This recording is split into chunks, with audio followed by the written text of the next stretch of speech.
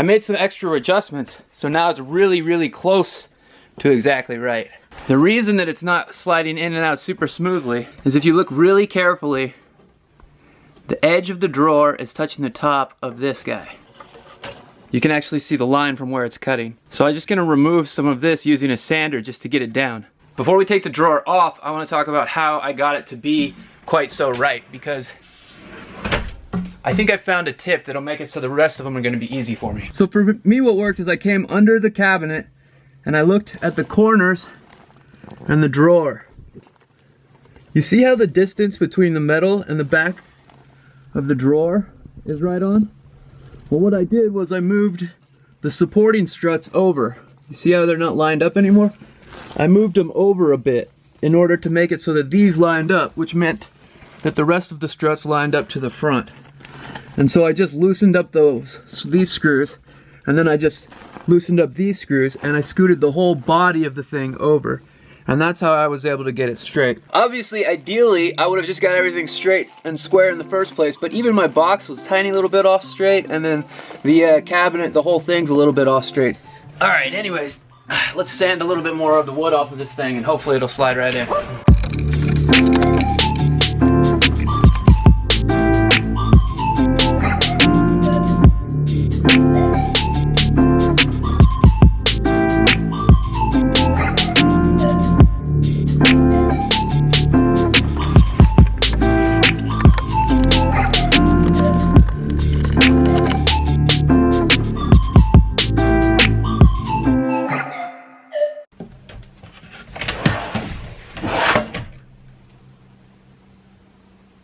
Yeah! I got it! Okay. Now that we got the drawer working well. Man, it took me like all day to get this thing to slide around properly. I feel pretty proud about this. Anyways, the next step is going to be, I just want to put a piece just like this so that it matches this guy and this guy.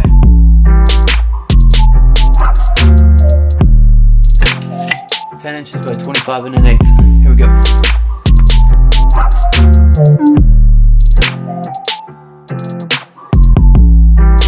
So I was watching some stuff on YouTube the other day, and I realized that something that I'm in the habit of doing probably isn't a good idea.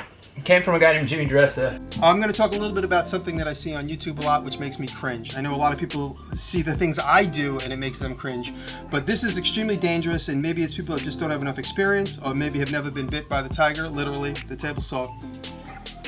People sometimes use this as a sort of a cross cut, cutting between the fence and the blade something wider than it is longer. For instance, I've seen somebody use a 2x4. They use a 2x4 like this.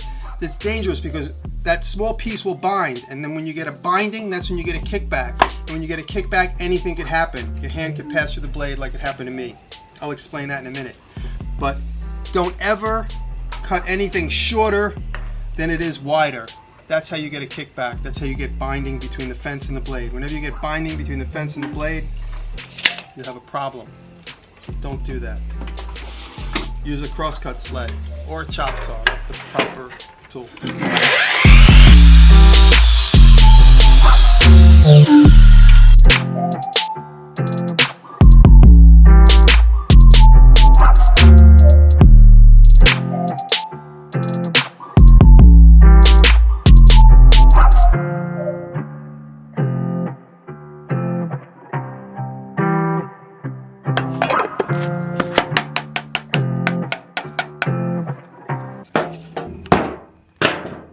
So I've come to the conclusion on what I'm going to do to bridge the gap between the shower and the hallway. So this is the gap, and the other day I stuffed the waterproof membrane for the shower underneath the waterproof membrane for the floor.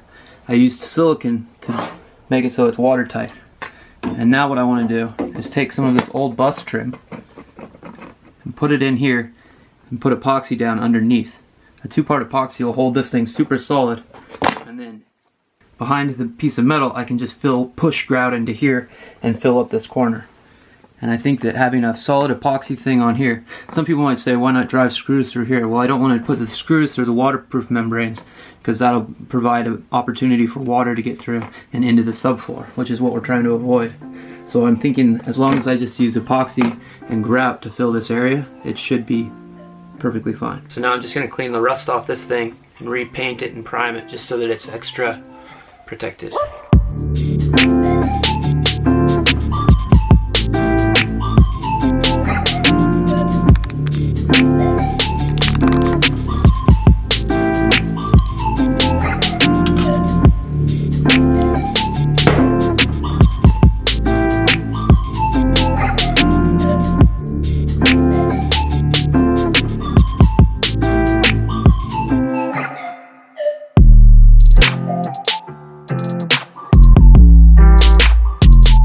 Pretty happy with this. The epoxy is holding it really, really tightly and it's working out great. So I'm gonna let this sit. It's probably gonna need, I'm gonna just give it like an hour or two and then I'll fill this with grout, and that will provide the transition from the hallway to the bathroom.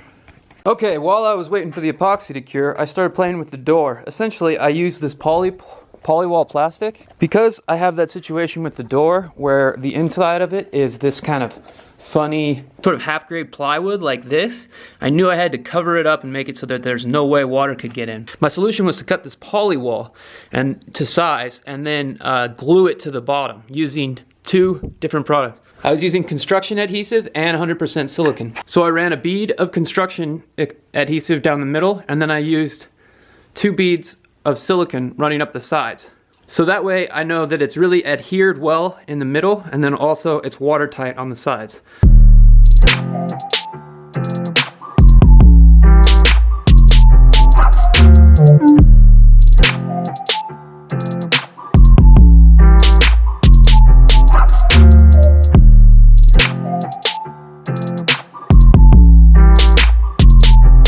Good news is that this epoxy thing seems to have been working out excellent. Now, I haven't pulled on it super hard, but as you can tell, like, I'm yanking it up and down right now and it's not moving at all.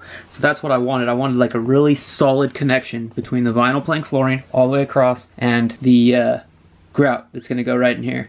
I took a little bit of time and cut the excess silicone out, and then now I think I'll be able to fill this with grout up to the point where you can't see any more of this red in here. So that's what I'm gonna do right now.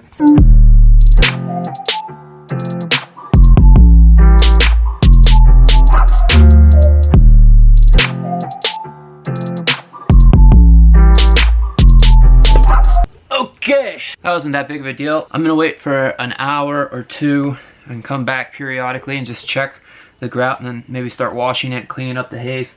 I use the tape to try to skip that part. Once this is complete, the transition between the bathroom and the kitchen, the kitchen hallway, this is going to be the last thing that I need to do before putting the door on. So I think I'll probably go work on the door a little bit more. But it is getting late and I might just take a break and go do something else. It's been a busy day.